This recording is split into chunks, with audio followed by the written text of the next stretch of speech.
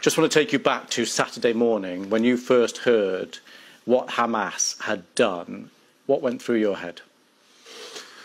Regret that the international community has not heeded our warnings for all these years. Regret that this was allowed to fester for decades. Regret that there is attention now in the BBC and all over the world only because blood has been spilled.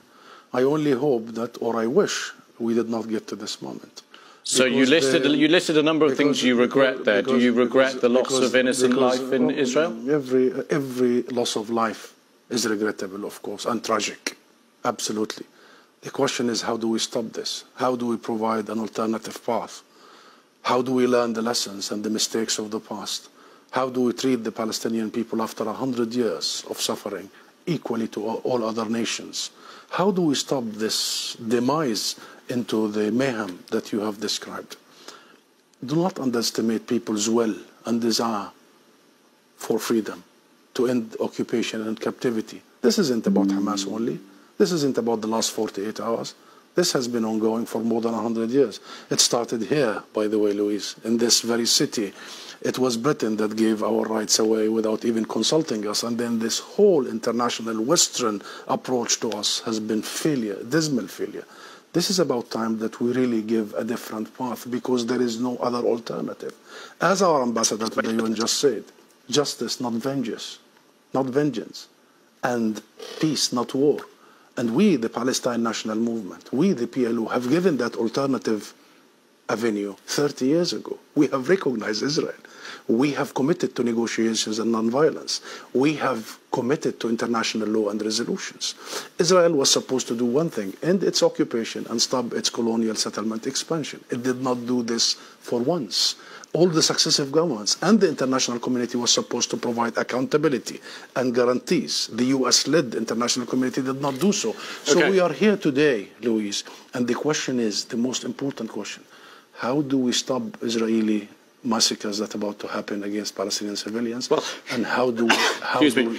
I want to jump in on, and I appreciate the historical context, and we will come back to that. Just on the last 48 hours, though, do you support what Hamas launched on Saturday morning?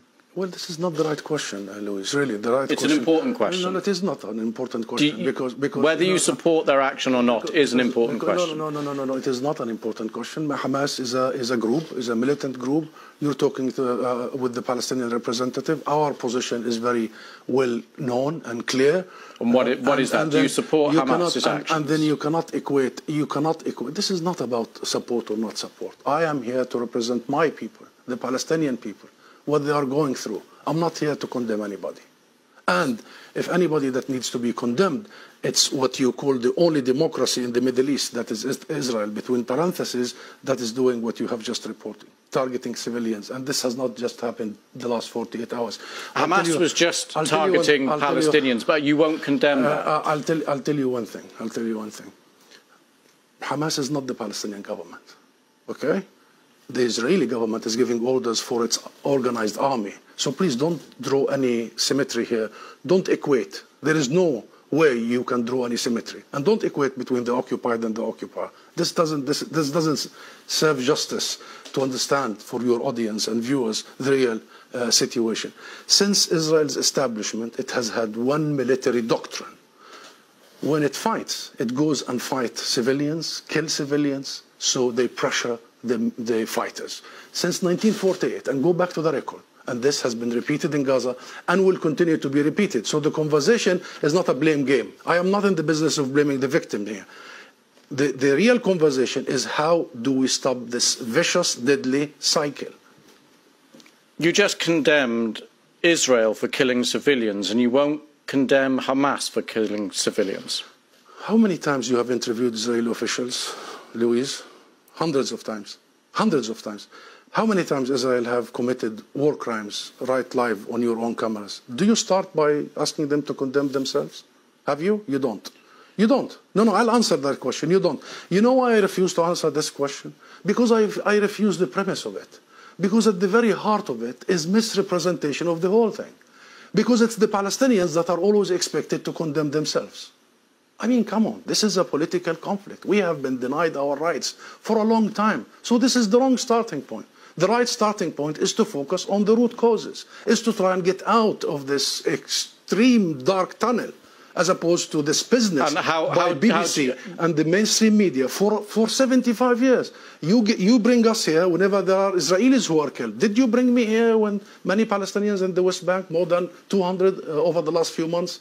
Do you invite me when there is such Israeli provocations in Jerusalem and elsewhere? Because what Israelis have seen, which we started by saying tragic, the last 48 hours, the Palestinians see every day for the last 50 years. You know the situation in Gaza, you've just described it. This is the biggest open-air prison. Those people, 2 million, have been taken hostage by Israel for the last 16 years.